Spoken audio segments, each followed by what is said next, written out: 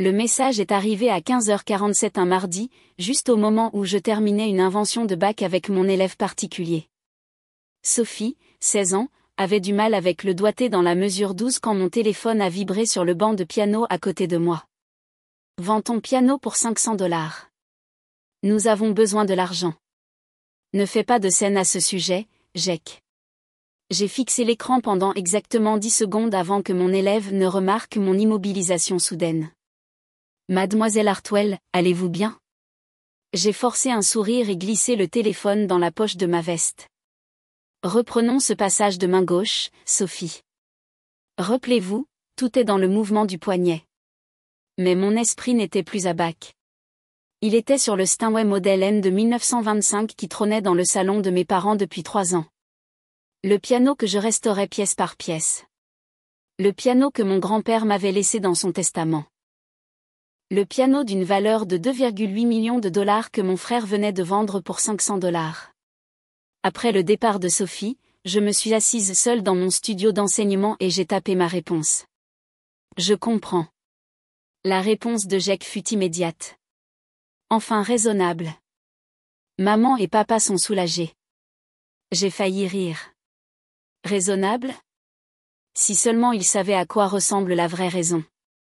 27 minutes plus tard, mon téléphone a sonné. Numéro inconnu avec un indicatif de Manhattan. Allô, est-ce Elena Hartwell? La voix était cultivée, excitée. Je m'appelle Charles Morrison, de Morrison & Associates Fine Art. Je crois que je viens d'acheter un piano qui vous appartient. Mon cœur s'est mis à battre plus vite. Quel genre de piano? Un Steinway Model N de 1925. Numéro de série 241-1847.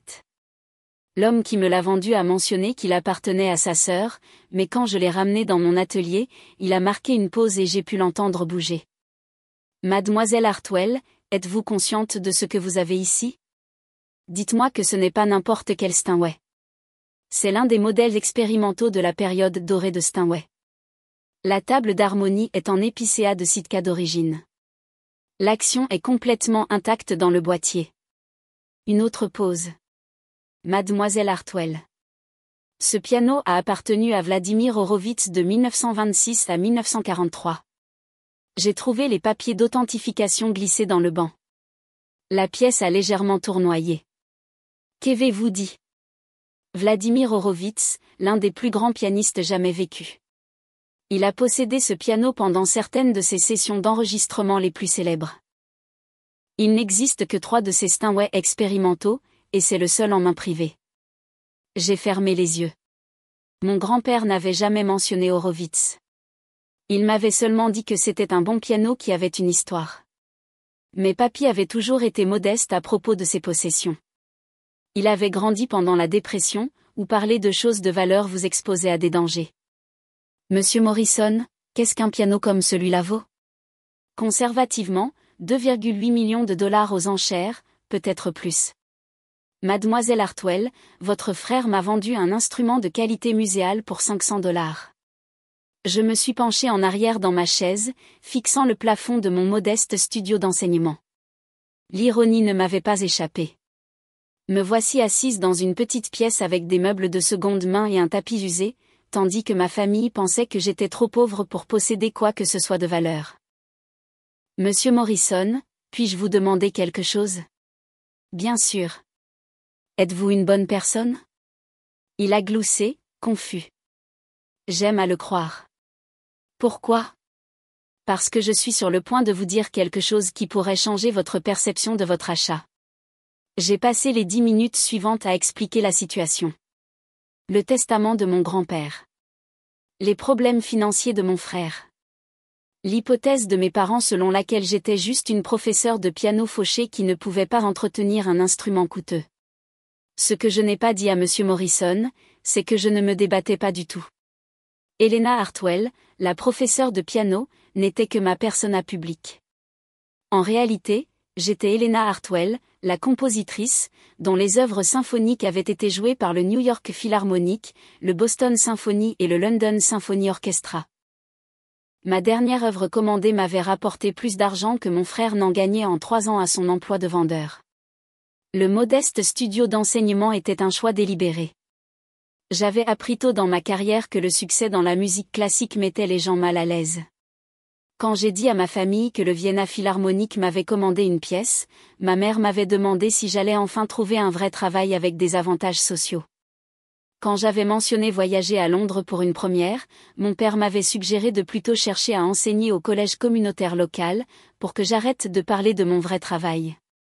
Je les laissais penser que j'étais Elena, la professeure de piano qui s'en sortait à peine, plutôt qu'Elena, la compositrice qui possédait un appartement penthouse à Manhattan et une maison dans les Berkshires.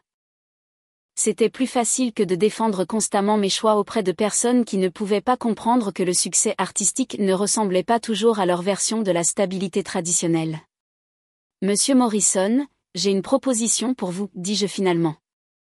Je vous écoute. Gardez le piano, mais je veux que vous fassiez quelque chose pour moi d'abord.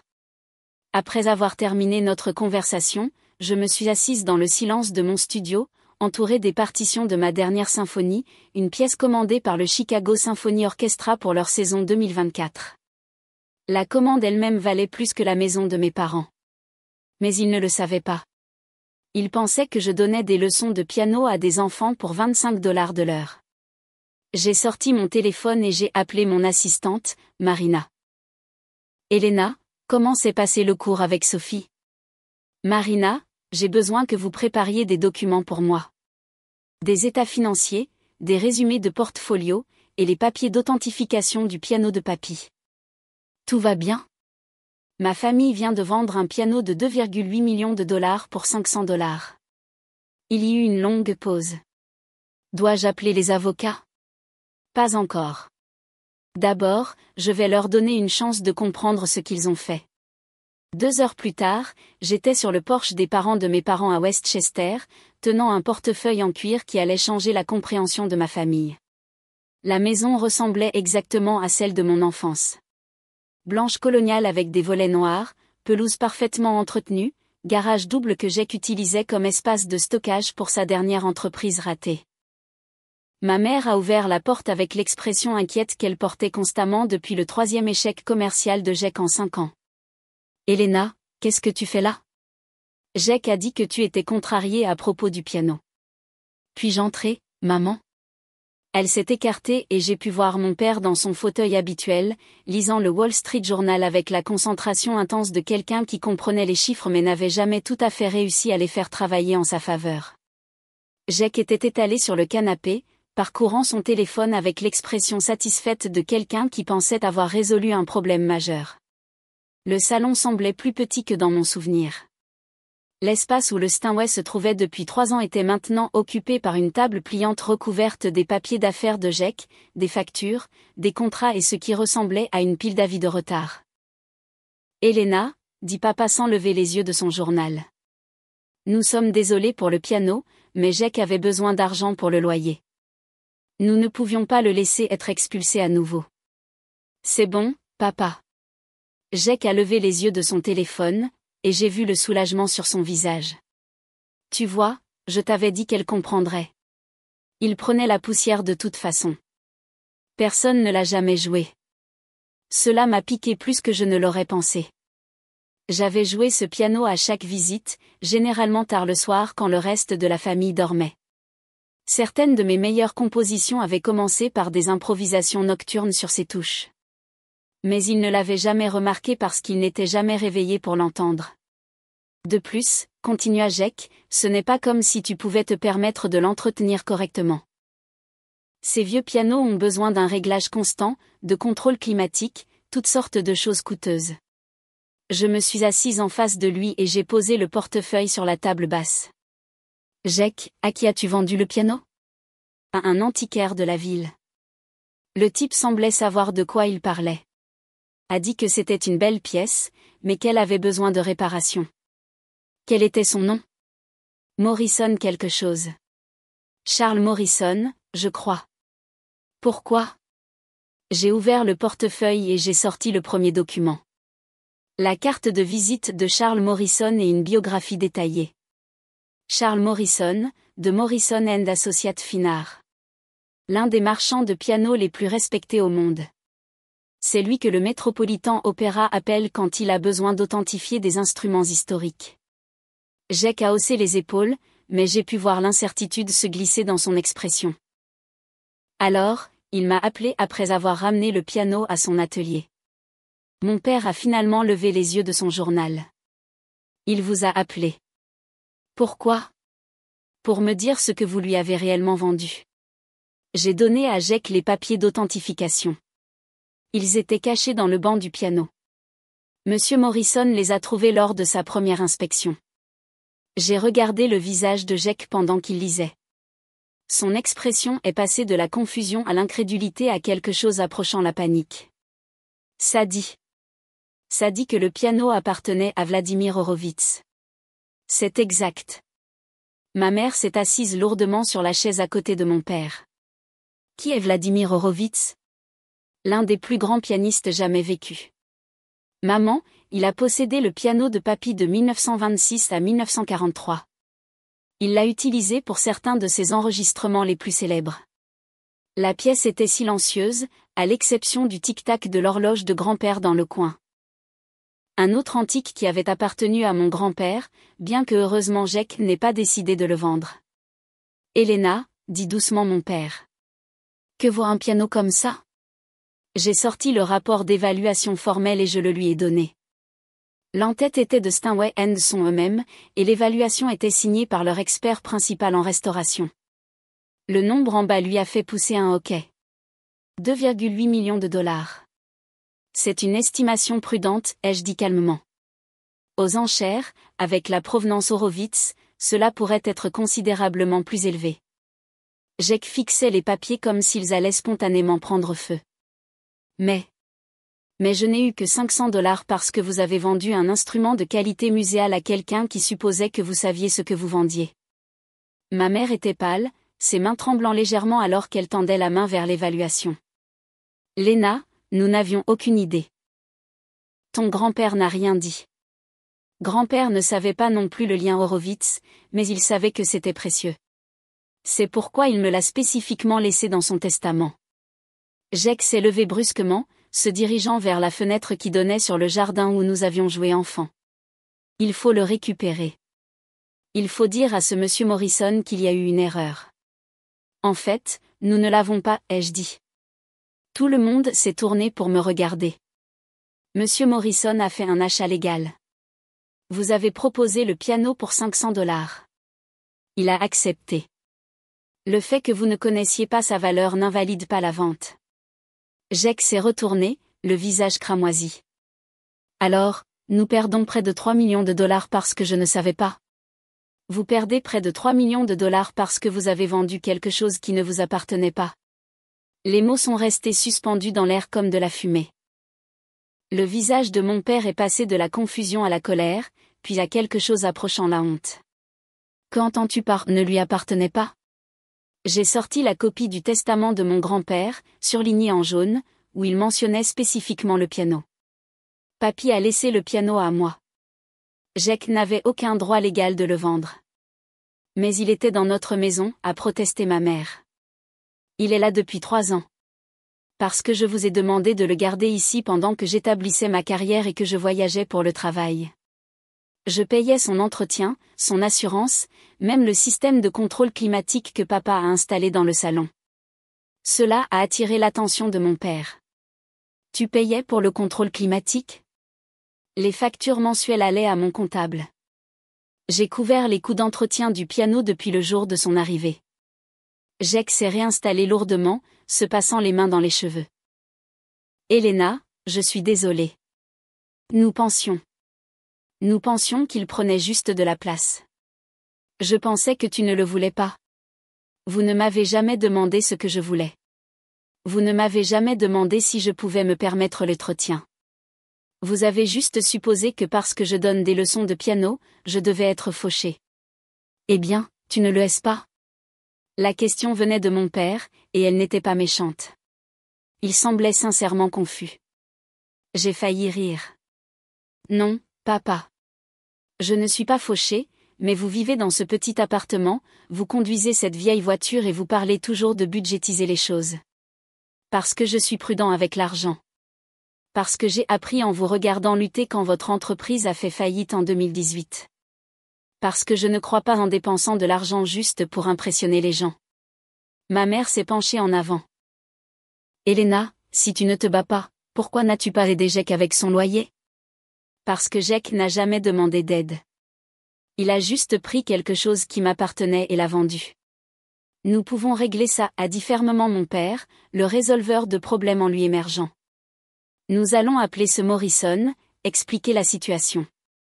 Sûrement qu'il comprendra. J'ai souri. Je l'ai déjà appelé, papa. Et j'ai fouillé dans mon sac et j'ai sorti un chèque de banque, le plaçant sur la table basse où tout le monde pouvait le voir. 2 800 000 $. Payable à l'ordre d'Elena Hartwell. Ma mère a murmuré, il vous a payé. Il m'a payé. Jack regardait le chèque comme s'il s'agissait d'un mirage. Mais pourquoi? Il l'a déjà acheté pour 500 $. Parce que c'est un marchand honnête qui ne profite pas des erreurs des autres. Et parce que je lui ai fait une autre offre. Quel genre d'offre? A demandé mon père. J'ai sorti le dernier document du portefeuille, un contrat entre Morrison & Associates et la Elena Hartwell Foundation. Je lui ai vendu le piano pour sa pleine valeur d'expertise, avec des conditions. Il doit l'exposer dans son showroom avec une plaque expliquant son histoire. Les étudiants en musique peuvent réserver du temps pour le jouer. Il reste disponible pour que le public puisse en faire l'expérience. Pourquoi ferais-tu ça? A demandé Jack. Parce que papy aurait voulu qu'il soit entendu, pas enfermé dans la collection privée de quelqu'un. Et parce que, j'ai marqué une pause, regardant chacun de leurs visages, je n'ai pas vraiment besoin de l'argent. Le silence qui suivit fut profond. Qu'est-ce que tu veux dire? A demandé prudemment ma mère. J'ai saisi mon téléphone et ouvert mon application bancaire, tournant l'écran pour qu'ils puissent tous voir le solde. Le chiffre a fait étouffer Jack. 4,2 millions de $. C'est juste mon compte courant, ai-je dit calmement. Mon portefeuille d'investissement est considérablement plus important. Mon père a complètement posé son journal, me regardant comme si j'étais une étrangère. Elena, comment est-ce possible? Je suis compositrice, papa. J'écris de la musique symphonique. Le New York Philharmonic a joué ma 3e symphonie la saison dernière. Le Chicago Symphony m'a commandé ma 4e.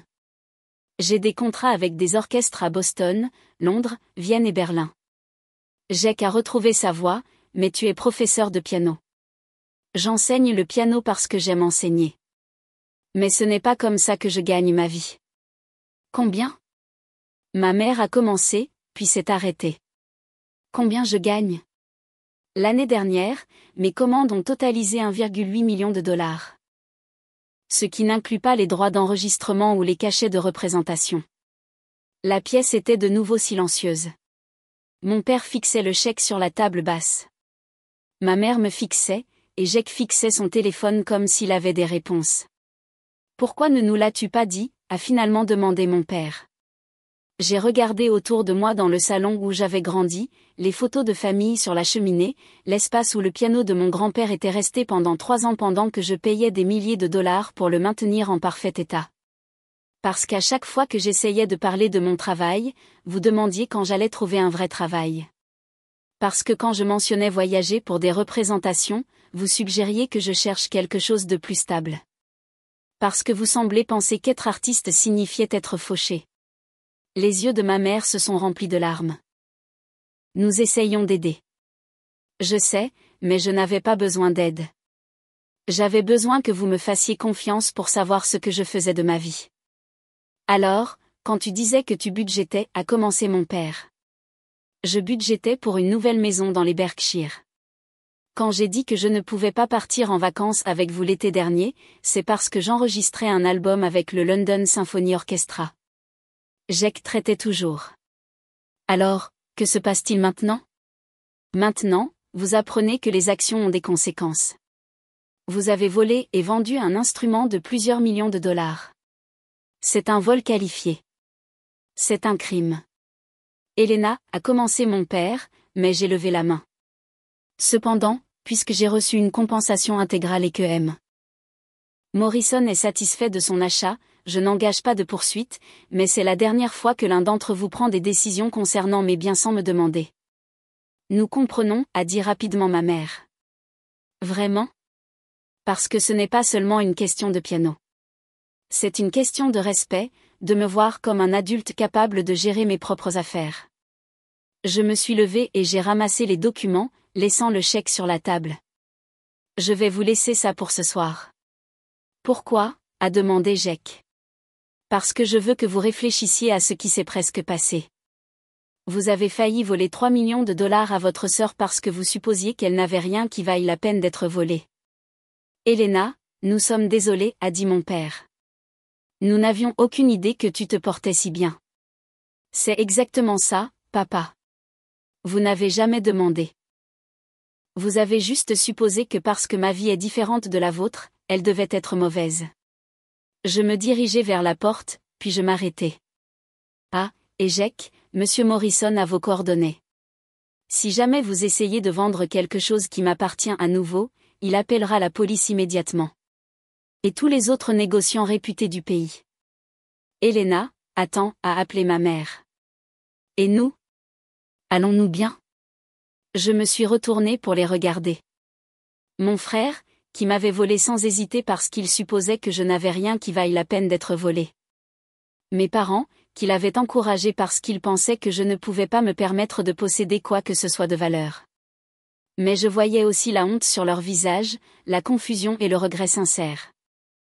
C'étaient des gens qui m'avaient élevé, soutenu mon éducation musicale précoce, conduit à mes leçons et à mes récitals, même quand l'argent était rare. Nous sommes une famille, ai-je dit finalement. Mais les choses vont être différentes à partir de maintenant. Différentes comment? Différentes en ce que vous allez commencer à me traiter comme l'adulte accompli que je suis depuis 5 ans. Différentes en ce que vous allez demander avant de faire des suppositions sur ma vie. Et différentes en ce que si vous avez besoin d'aide, vous la demandez au lieu de la prendre. 3 jours plus tard, ma mère a appelé. Elena, j'ai beaucoup réfléchi à ce que tu as dit. Et j'ai cherché tes symphonies en ligne. J'ai trouvé des enregistrements sur Spotify. Sa voix était tremblante d'émotion. Chérie, je n'avais aucune idée. Elles sont magnifiques. J'étais assise dans mon appartement Penthouse surplombant Central Park, travaillant sur l'orchestration d'une pièce qui serait créée au Carnegie Hall dans 6 mois. Merci, maman. J'ai aussi trouvé des articles sur toi. Des critiques du New York Times, des interviews dans des magazines de musique classique. Ils te considèrent comme l'une des compositrices les plus prometteuses de ta génération. Je fais juste ce que j'aime. Mais pourquoi ne nous l'as-tu pas dit? Pourquoi ne nous as-tu pas montré ces articles, ces enregistrements? J'ai posé mon crayon et je me suis penchée en arrière dans ma chaise. Parce que quand j'essayais de partager mon enthousiasme pour une bonne critique, vous changiez de sujet pour demander si j'avais pensé à postuler à des emplois dans le district scolaire local. Quand j'ai mentionné qu'une symphonie avait été bien accueillie, vous avez suggéré que j'utilise mes talents musicaux pour enseigner à l'école primaire. Nous nous inquiétions pour ta sécurité financière. Je comprends, mais j'avais besoin que vous croyiez que je pouvais créer ma propre sécurité. Elena, je suis fière de toi. Je suis désolée que cela nous ait pris si longtemps pour te le dire. 1 semaine plus tard, Jake a appelé. Elena, j'ai pensé à l'argent. Le chèque que tu as laissé. Qu'en est-il? Je ne peux pas le prendre. Pas tout. Je sais que j'ai tout gâché, mais prendre 3 millions de dollars à ma sœur, ce n'est pas la personne que je veux être. J'ai été surprise. Que proposes-tu? Garde la plupart, mais laisse-moi prendre assez pour me remettre sur pied correctement. Pas seulement pour payer le loyer, mais peut-être retourner à l'école, apprendre quelque chose qui m'intéresse vraiment au lieu de passer d'une arnaque à une autre. Qu'est-ce qui t'intéresse? La musique. En fait, j'ai écouté tes symphonies et je n'avais aucune idée de la complexité de la composition. J'aimerais mieux comprendre. Peut-être apprendre l'ingénierie du son, travailler avec des studios d'enregistrement. 2 mois plus tard, Jake a commencé ses études au Berklee College of Music. Mon père, quant à lui, était devenu mon attaché de presse officieux, racontant à tous ceux qu'il rencontrait sa fille, la compositrice. Ma mère avait commencé à assister à des concerts symphoniques locaux, m'envoyant des photos de salles de concert dans toute la Nouvelle-Angleterre. 6 mois plus tard, lorsque le New York Philharmonic a créé ma 4e symphonie, toute ma famille était dans le public. Jake, qui avait découvert un talent pour l'ingénierie du son, a aidé à enregistrer la représentation. Mes parents étaient assis au premier rang, les larmes coulant sur leur visage en entendant la musique créée par leur fille interprétée par l'un des plus grands orchestres du monde. Après le concert, alors que nous nous tenions dans le hall entouré de musiciens, de critiques et d'autres compositeurs, mon père m'a prise à part. « Elena, je dois m'excuser. »« Papa, nous avons déjà fait le tour. »« Non, laisse-moi finir. » Je dois m'excuser non seulement pour ce qui s'est passé avec le piano, mais pour toutes ces années où je ne t'ai pas vraiment vue, je ne t'ai pas vraiment comprise. Je m'inquiétais tellement de ta sécurité financière que j'ai manqué le fait que tu avais déjà créé quelque chose de bien plus précieux que la sécurité. Tu as créé de l'art. Je l'ai serré dans mes bras, dans le hall du Lincoln Center, entouré du son de ma musique résonnant encore dans la salle de concert. Je t'aime, papa. Je t'aime aussi, et je suis fière de toi. Pas seulement parce que tu as du succès, mais parce que tu as choisi de construire quelque chose de beau dans le monde. 1 an plus tard, j'ai créé la Helena Hartwell Foundation for Young Composers. Financée en partie par la vente du piano de mon grand-père, la fondation offre des bourses et du mentorat à des compositeurs en herbe issus de familles à faible revenu.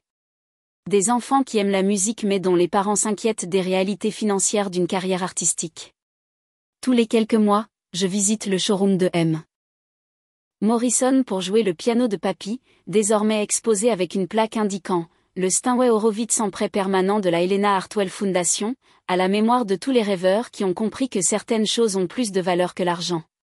C'est exactement là où le piano devrait être, entendu, apprécié, inspirant la prochaine génération de musiciens qui n'auraient peut-être jamais la chance de toucher un instrument de ce calibre. Tout comme j'avais finalement trouvé ma place, être vue et valorisée pour exactement qui j'avais toujours été.